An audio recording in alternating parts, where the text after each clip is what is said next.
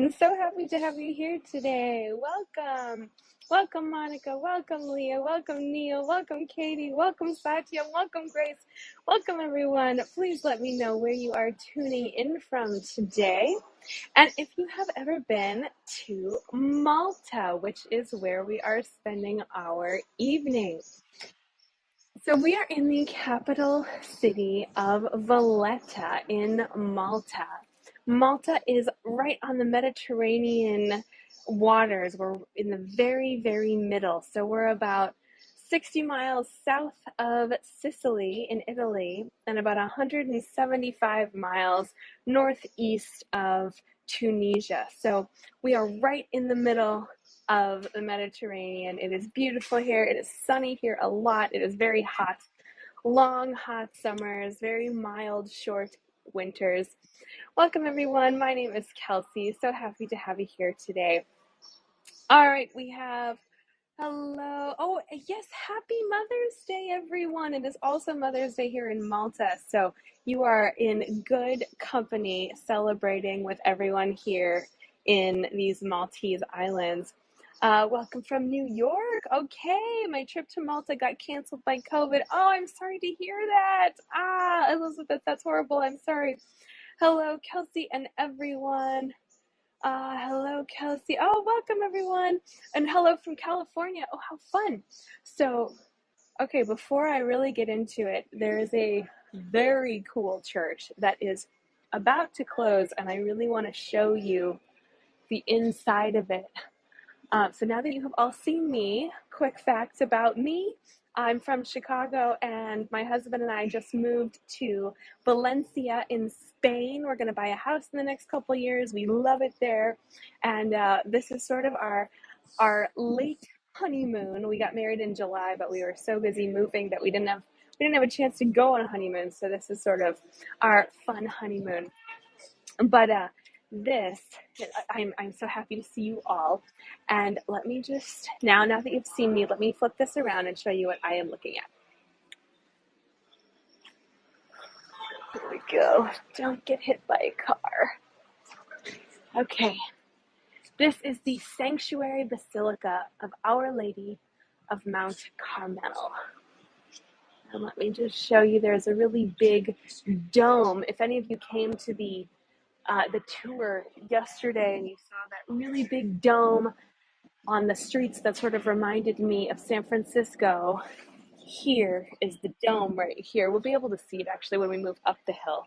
But I just want to show you inside really fast. They are just finishing their Mother's Day service. So I won't be able to talk in here, but we'll just stay in here for a minute or two. But do listen to the priest. He is speaking in Maltese.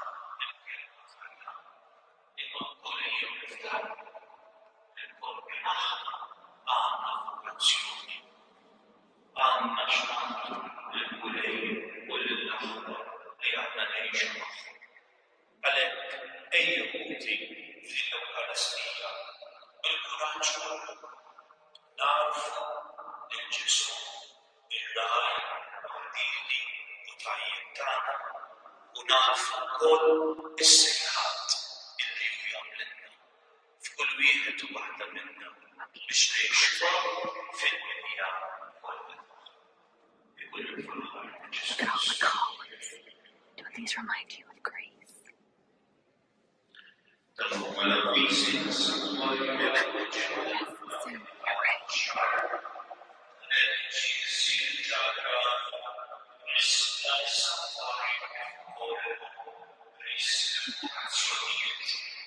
And the reason for that, look at the floor. The floor is beautiful.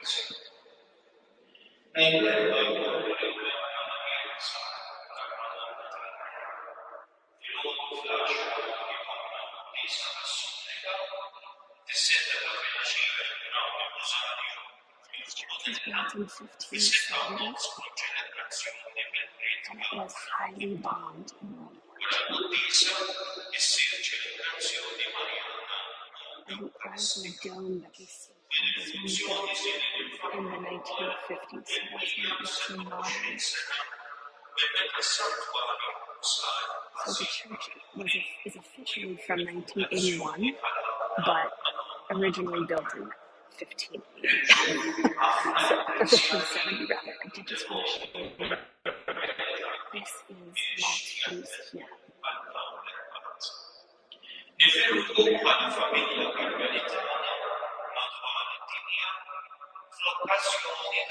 Historians call Maltese the modern Latin.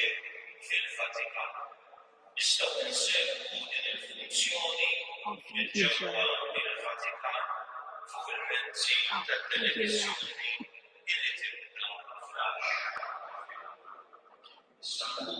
go outside. Also, look at this.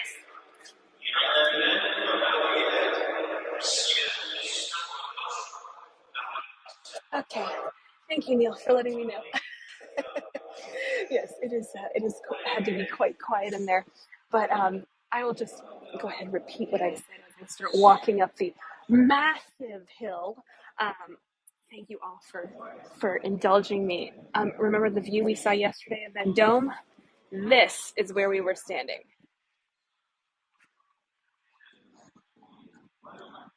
Right there. Isn't that crazy? So we are very far away, but we are going to ever so gently walk up these very large hills. But let me just give you a little more info on the church, which is the Basilica of Mount Carmel. Actually, we've got a pretty good view of it here. Trying not to make you all dizzy, I'm sorry. Yesterday, when you repeat the street elevation is nuts. I know. Okay, I'm gonna switch to the up and down view. So close your eyes. 3, 2, 1. Okay. Here's the up and down view. You can see the vertical view rather. You can see the dome way up there. Clever tip you gave for churches that charge. Yes, Neil. So yesterday, what Neil's referring to is yesterday we were chatting about how all the churches are very, very expensive, which, I mean, to me, a lot of times when I'm traveling, it's worth it. But sometimes, all right, we're going back. 3, 2, 1. All right. But sometimes in places like Florence, which actually we are going to in June, it just gets a little bit obscene. So one tip, if you really want to see a lot of churches, but they're all 15 or 20 euros, like how am I supposed to afford that? If you go on a Sunday morning, they're all open to the public for mass. Now, mind you, you can't go in there, cameras clicking away, dressed like a Christmas tree posing for Insta, but you can go see them. You're able to take a couple pictures at the very back if you're very respectful about it. Some more so than others. I did this in Westminster, also in London, and they lock you in. They're aware that people like to do this, and so they make you stay for that whole mass, which I think is kind of funny. But it was a really interesting experience. And welcome everyone. For those of you who are just joining, my name is Kelsey. We are in Malta today. This is the Old Town Valletta tour. You keep the camera stable and move more slowly, please. Oh yes, Catherine, I will do my best. It's hard because I want to show you literally everything I'm seeing. But yes, I will do my best for this.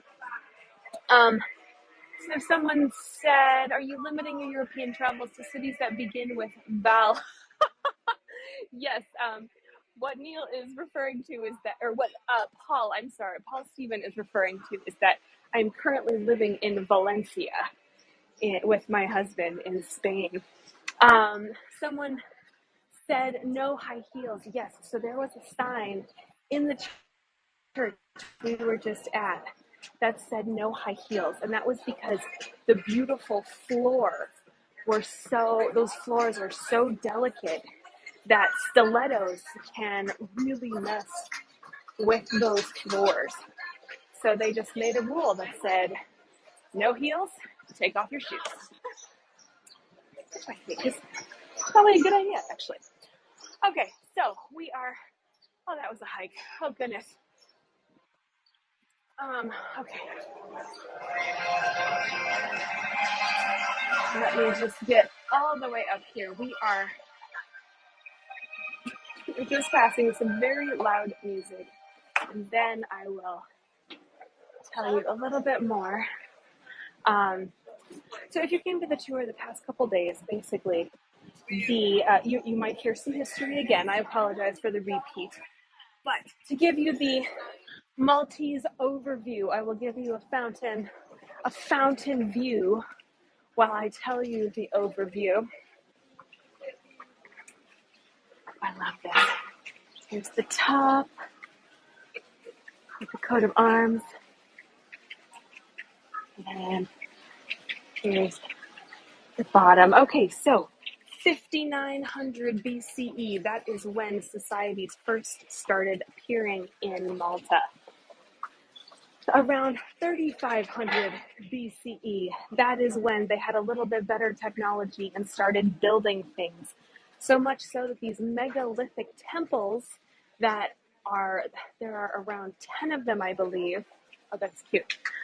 We're going to flip around here to try not to make you dizzy. So there are about 10 of them. They compete with the Egyptian pyramids for being the oldest man-made freestanding structures in the world. So of course we weren't there. Nobody really knows for sure, but they date back to the same time period, which is very interesting. The temples are still standing. They are not here. They are a little bit outside of the city, and some of them, Malta is made up of 3 different islands, and some of them are on the other islands. But after that, we were ruled by the Bronze Age warriors, the Phoenicians, the Romans, the Byzantines, the Moors. And then when the Knights of, when the Knights of St. John showed up, here we go. When the Knights of St. John showed up, they brought a lot of money with them. They brought a lot of prestige with them. And they had a lot of resources available to them.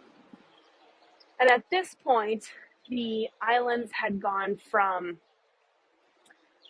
mostly Muslim to now mostly Catholic. So much so that Malta, all of Malta is 98% Catholic. So it is the state religion. Of course, you're welcome to worship or practice any belief you'd like, but it is the state religion here. The reason St. Paul is such a big deal is because in the Bible, St. Paul was on his way to Rome to talk to Caesar, and he had a shipwreck. Well, guess where he landed?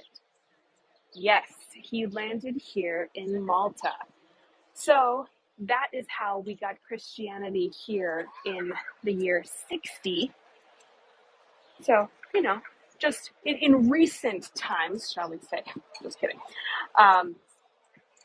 So after the Knights showed up, they said, we need a lot. Well, this is one of the things that they said we need. They said we need a library. We need to store all of our family trees and all of our manuscripts.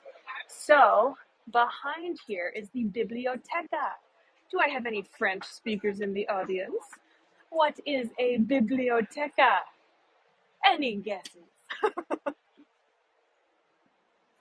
Yes, thank you, Bridget. Thank you, Satyam. Thank you, Kimberly. And Neil. And wow, Sandra. Oh my goodness. Everybody is like, yeah, we all speak French, Kelsey. You're a little bit behind. Yes, so this is their library here. This library is a neoclassical library. And in this library, we are able to track some of the family trees back to the 15th century, which is so very cool. But the reason we are standing here is this lady. Anyone know who this is? This is Queen Victoria. So this is the great great grandmother of current Queen Elizabeth. Yes, thank you, Marguerite. Thank you, Elizabeth. So in 1798, the French and Napoleon showed up and they said, "Hey, nice gold, we'll take that. Hey, nice churches, we're gonna ruin those. Hey, nice all kinds of money and jewels and um, anything that was valuable, we're gonna take that." And so the Maltese called up Britain and said, "We need you. You can literally have the island as long as you get the French out." And they said, "Deal." So the British showed up and were able to kick out Napoleon and his French troops in 2 years.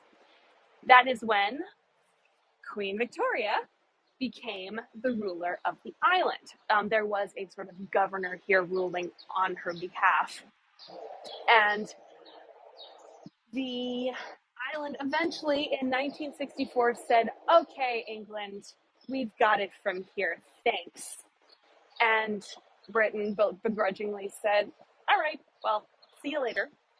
And they eventually left. So in 1974, that is when Malta officially became its own republic. I am walking to a fantastic view for you, so don't mind the ceiling view for now. Just a little bit more about this library. It was built in 1776 by a Polish architect. And of course, just like all other things in European locations, they are closed when people want to go visit them. So we will have to be happy with the beautiful view here. This is the National Library of Malta, and of course, this is the neoclassical design here right in front of it. Oh, so gorgeous. And then, let me just walk a little bit to show you a little bit more. Then if we go back to Queen Victoria, we are looking at Cafe Cordina, which of course is not taking tables right now. It's where all the little umbrellas are right here. This is the oldest cafe in the city. It dates back to 1837. And that is when this establishment and the name happened. But the fact that there was a cafe right here is much, much older. It goes back so far that we don't even know when there wasn't a cafe right here. This is Republic Square. We are right on Republic Street, which is the main street of the city. It is a very long, straight line. Sounds a little like modern cities that we have today, doesn't it? Modern, big, newly established cities. So this was the very first city that was developed on a grid system. Thank you, Priscilla, for your tips. Greatly appreciated. This was the very first city developed on a grid system. And when the Knights were expanding, they said, "You know what? We are going to make this city a little bit easier to live in and to get around in." Also, they have a big Greek presence here as well. You can see a lot of the Greek and Roman columns. They have had just about everybody here in Malta. It is a very busy place over the last 2,000-3,000 years. So we are on the main street here, which of course is the center street for the grid system. These are the courts of law. Courts of law right here. People always get so excited when they see a camera. They're like, "Oh my goodness, are you filming?" Like, yes. That is why I am talking to myself like a crazy person. Seen many claim first grid system. You know, Neil, that's a really good point. So this one was created in, I believe it was the early 1700s. So your guess is as good as mine, but as far as my research goes, that is supposedly the original first, but I am always up for for more research on that. Here we go. I think it's cool. During the Second World War, this area was the most bombed place in the world per square mile or square kilometer. So a lot of the buildings here are a little bit new, but luckily for us, they did save the best one here, which looks pretty normal from the outside, but from the inside, which of course it's closed, so I have some big pictures and videos for you. Oh, it says I can post an image. Oh, it says no media added to the tour. Oh, choose an image to share. All right, let's do this. And it doesn't let me do it. Okay, well, let me show it to you on my other phone then. So, new feature. Yes, thank you, Bridget. I actually tried to add this to the tour earlier, and it wouldn't let me do it. So I thought, okay, maybe I have to do it while in the tour. Well, apparently not. Need to set it before the tour. Oh, thank you, everyone. I can tell I have some fellow guides on here. You guys are so awesome. So this is St. John's Cathedral here. And this church was built by the Knights in 1577. Speaking of the Knights, this is where they are all buried.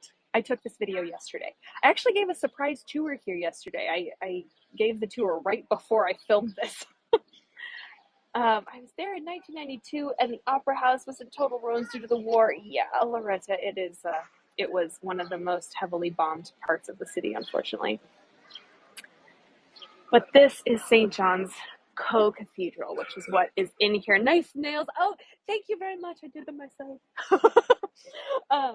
This is one of the most beautiful places to see here. It's also 15 euros per person to go inside, which means that they really do keep all the gold that is everywhere in here. Actually, I'm just going to play this one more time. They really keep the gold in here up to snuff, shall we say. And speaking of what we saw earlier where it said no high heels, same rule goes for this one because of these incredible, like this burial ground basically that has these marble floors. I'm going to wait for this to finish, and then I'm going to show you what the floor looks like from all the way above. I did not take this picture, but I think it's very cool. This is what the floor looks like with all of the gravestones here, with all of the knights and all of the aristocracy. Isn't that amazing? I love that. So, as we talked about, Britain was here for about 200 years, which means they left some souvenirs here for us, including these phone boxes. Anyone seen any of these in London? I love this. These are some of the most photographed places here. We can actually peek inside. I just don't want to get in their picture. Aren't these cool though? We're also going to pass an English mailbox, which is fun. All right, we're just going to open the door. Dun, dun, dun, dun, dun. Here. It's an English phone booth. Oh, I love this. There's actually no phone in here. But there is a sign that says telephone, which I think is pretty cool. Oh, you can see it on this one too. Telephone. That is so cool. Yes, Sandra, it does need a paint. So, what were the black statues on your left? Carolyn asked. Let me get a little bit closer. So, more history for you. The Ottoman Empire. Okay, phone us. We are one phone call away. That's funny. The Ottoman Empire came over and basically took this, or tried to take this whole country from the Knights of St. John. So this monument here, it's by a Maltese sculptor named Antonio Shortino. This was built in 1927. to commemorate the victims of the Great Siege of 1565. Until then, there was one monument which commemorated the whole Great Siege, but these characters here, or these figures here, represent faith, civilization, and valor.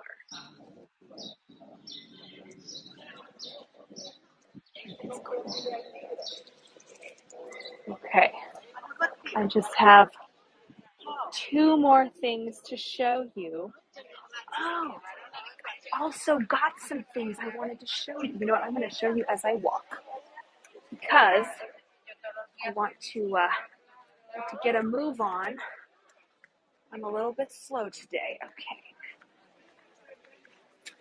I'm just going to let you check out these balconies as I get out the things that I want to show you. So, here we go. So first, as we are about to go see a mailbox, I did want to show you, these are some Maltese stamps that go all the way back to 1947, I believe, is the earliest one, which I think are so cool. There was a little old man selling them today, and this is the only place in the city I found these, and I think these are so neat. Also, because there are so many knights throughout the city, they are constantly showing all of the knight figurines in the gift shops, which I think are so cool. You can see here, this is the 8-pointed star symbol of Malta, and it's actually supposed to be red, but this one is pink. Great Italian ice cream in Malta. Yes, actually, I'm going to go over and show you that in just a little bit. One more thing to show you, and then we'll be continuing on our way. Here we go. Okay. Oh, someone said, where can I get stamps? Not necessarily old. You know, a lot of the souvenir shops sell them. So anywhere that sells postcards usually sells stamps as well. So, okay, here we go. So these are traditional jams you can get here. Prickly pear is not actually from here, but people love it. And figs are, well, they're not grown here, but they're brought up from the influence of the Moors. So I guess now they are grown here. But this carob syrup, this is a very traditional Maltese addition. And that is because these carob trees grow here in Malta, so much so that this is supposedly one of the oldest trees in the world. It's over 1,000 years old. This is the carob tree of Malta. And it is embedded in Maltese culture because they say little kids are always climbing carob trees when they're younger.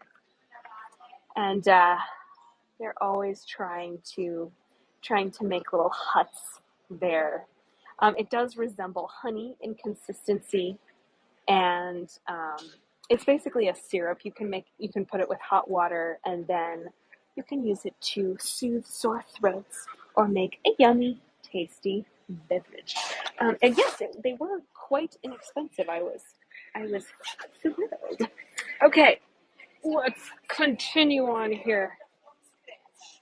Okay, backpack. Ooh, I'm gonna be real glad when I don't have to carry a backpack anymore. I thought I was done with that when I was little. All right, so as you can see here, if you were in the tour yesterday, we talked about these galleria, which is the Maltese word for these balconies here. And I've got a much better balcony to show you, but this is a good example of one. But it is Maltese law that the at least one corner of a building must have some kind of decoration. I actually just want to show you. This is the Mediterranean down here.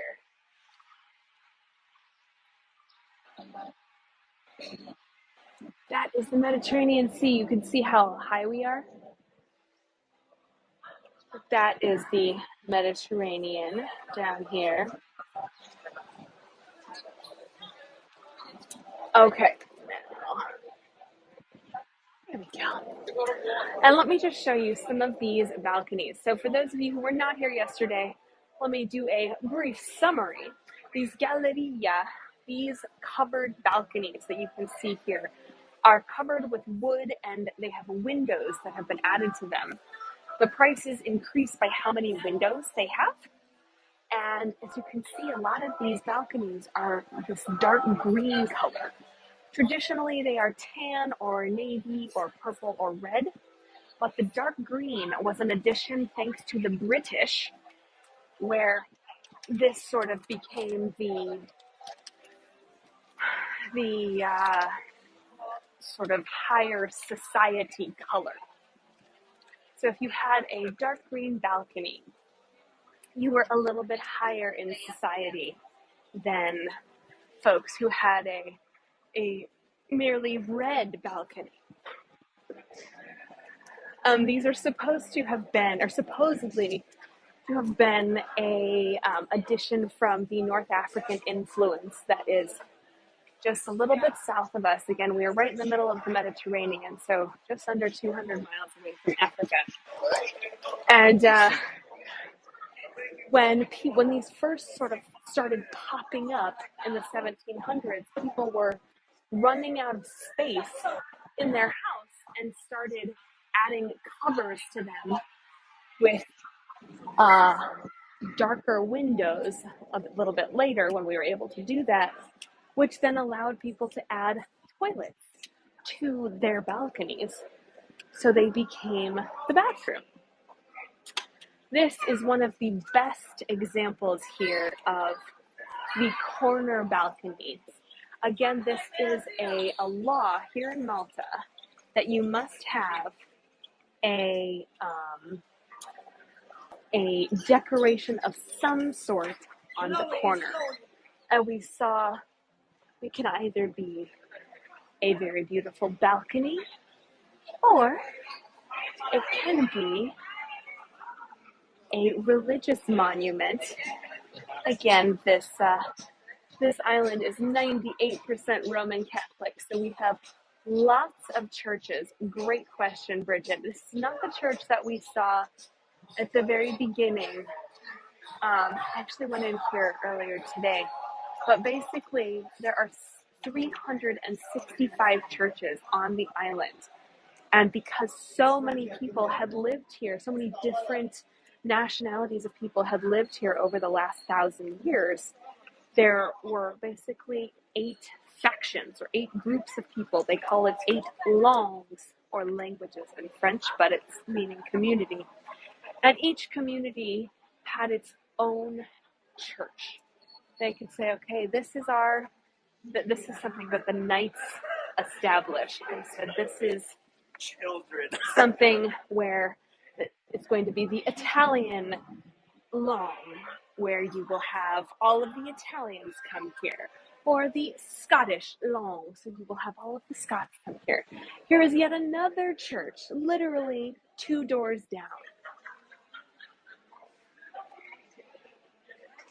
So very cool. And you can see this, the writing here is in Latin, but, and Tina, I'm seeing your comment, you could go to a different one every day of the year. That's very true. They say Maltese is basically the most modern version of Latin that we have, because it still uses some of the Latin letters and some of the grammar that was similar. As close together as Starbucks are in the States. Tina, you have excellent timing. There is a Starbucks right here. That's so funny. Okay, So we are almost done. I just wanted to show you one more thing here. So as we get to the very end of our tour, again, you saw this yesterday if you came. This is the Royal Opera House that someone had mentioned earlier. It was built in the 17th century, but highly bombed in World War II. And just recently, they added a stage and equipment and whatnot to make it basically an amphitheater. Does it sound like Italian? You know, it sounds a little like Arabic. Um, I would not be able to do an impression for you, but the priest was speaking Maltese at the very beginning of the tour, and that was I always think it's so interesting because it does sound a little like Arabic, a little like Italian. The what is it called? Not the gestures, but the emphasis. The emphasis does sound slightly Italian. So very observant. This here is the Maltese Parliament. It is a building that is hated by the Maltese community. They said, this is an ugly building. Get this the heck out of our city. So we will not focus too much on that. Here we go. Where did you go to dinner last night? Oh, so we went to a really delicious pasta place. But I have to tell you, today I was chatting with my Airbnb host. We are walking to the last location, by the way. I was chatting with my Airbnb host, and she said, you two have to go to a place that serves traditional Maltese food. And we said, what? And it is called, I can't remember the name of it, but I think it's Nenu. I will find out and tell you next time. Yes, Neil, there is a Burger King here, unfortunately. So they served everything from fried rabbit to stewed horse meat to a lot of seafood, so blistered octopus and aubergine or eggplant. It was, I don't know if it was delicious. It was very well made. I don't know if it is for me, but it was very well prepared. So I would highly recommend you go. Okay, and I will let you all know the name of the restaurant. You know, I'll just do a post about it on the Pigo app. Didn't see any of this 10 years ago in Malta. There is a Burger King there. I know, it's not so funny. So Valletta is one of the best, one of the most important fortified parts of Malta, and Malta is the most fortified country in the world. So here are these walls that were built by the kings of St. John, that were built by the kings of St. John in around 1560s, 1570s. And let me just show you the other side too. If anyone wouldn't mind posting my link, we are almost done here. And then I will tell you about the tour tomorrow as well. But here is a bridge in preparation for what looks like a moat that is no longer there. Oh, thank you all for coming. I really appreciate it. The city has no rivers and obviously no moats, but in the winter during the rainy season, there are a lot of floods. But they don't say that we have flooding. They say, oh, look, the river has come back. So they basically say that they have an occasional river. In other words, it gets quite flooded here, and they just say it's a sometimes river. Last but not least, we have Triton's fountain here. Isn't this beautiful? So, anyone know who Triton is? So Triton is Poseidon's son in Greek mythology. Sea god, yes. and Neptune's son in Roman mythology. This fountain is right next to the city gates. Did anyone notice city gates when we came in? Well, funny because they technically don't exist. They have these little stoops, these little posts there, as though that is where the city gate should be, but there really isn't one. So let me just show you one more thing. This fountain here, it was built in 1959 by a Maltese sculptor, and we are in the very center of the city here, right before Old Town. So that concludes our tour of Valletta. Tomorrow we are headed to Medina, which is the old ancient city capital. Oh, thank you all so much for your tips. Greatly appreciated. Thank you for staying longer with me. I always like showing you guys everything I possibly can. We are headed to Medina tomorrow, which is the ancient capital. And there is a lot of beautiful architecture there. And it should be at about the same time, I believe. So do stay tuned. Oh, thank you, Neil, for posting my link there. If you want to see future tours, please follow so that way you get notified when another tour comes up. Just after tomorrow, my next tours will be in Cordoba. So Saturday, a week from yesterday, I am headed to Cordoba to see the Patio Flower Festival, which is a whole competition in Spain, in the city of Cordoba, where they see who can create the most beautiful patios that have ever existed. And it's flowers from floor to ceiling, so it's going to be really beautiful. That will be on Sunday. The Old Town of Cordoba will be on Saturday, and I might do a last minute tour if I am allowed to video inside the mesquite. I don't know if anyone has been to the mesquite. It is literally a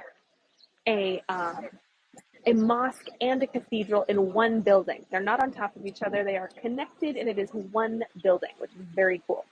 And the week after Sunday, I am headed to the Canary Islands, which are going to be so beautiful. I'm going to have two tours on Sunday and Monday, the 22nd and the 23rd, where we will be in Tenerife, which is, it'll be two different cities in the Canary Islands, which will be really fun.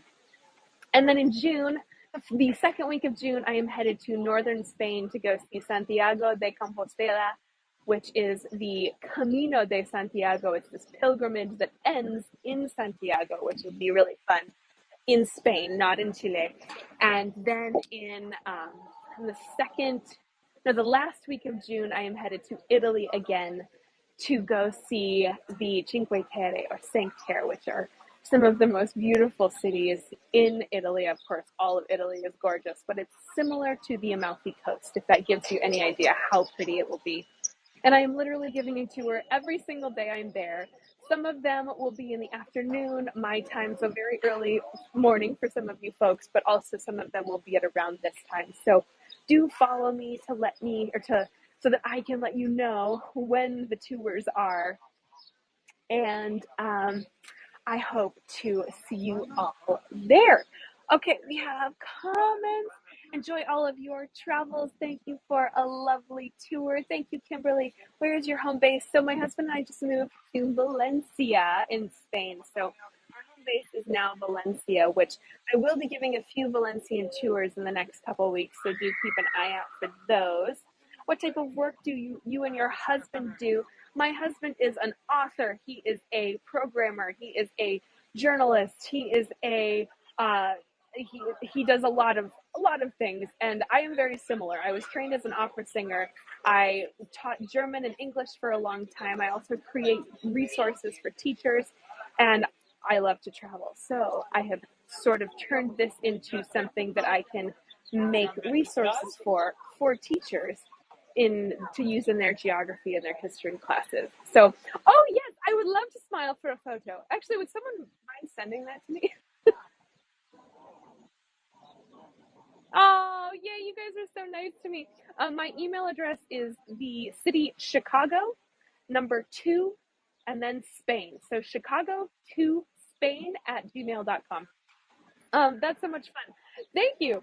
Okay, so I am late for our honeymoon dinner. Bad me, but we are headed back to this most delicious place that had Maltese sausage. So tomorrow, now as some of you know, I love cooking. I take cooking classes almost everywhere I go. So this Maltese sausage, I'm gonna have to really talk to the guys who make this today and try and figure out how they make this sausage because it is delicious. So I will keep you all posted about that. Someone says, great tour, love your glasses. Oh, thank you, Pauline. Beautiful tour. Thank you very much. Thank you, Anita. Oh, geez. Oops. All right. Thank you so much, everyone. I look forward to seeing you all tomorrow. Are you going to give cooking classes? Ooh, you know, Mary Lou, I have made a starter from scratch, a sourdough starter. So I might do a class on that at some point. But I think I'll have to be home for a while before then. The email was that Chicago number 2 and then Spain. Chicago to Spain at gmail.com. Great. Sorry I missed this. Catch you next time. Oh, thank you, Linda. Thank you so much, Kelsey. Happy honeymoon. Thank you, Jill. All right, everyone. Say goodbye to Valletta, but tomorrow we will be in Medina. So I hope to see you there. Do follow me. I would love to see all of your follows. For those of you who did hit the tip button, thank you so, so very much. I will see you soon. Thank you, everyone. Goodbye. Thank you.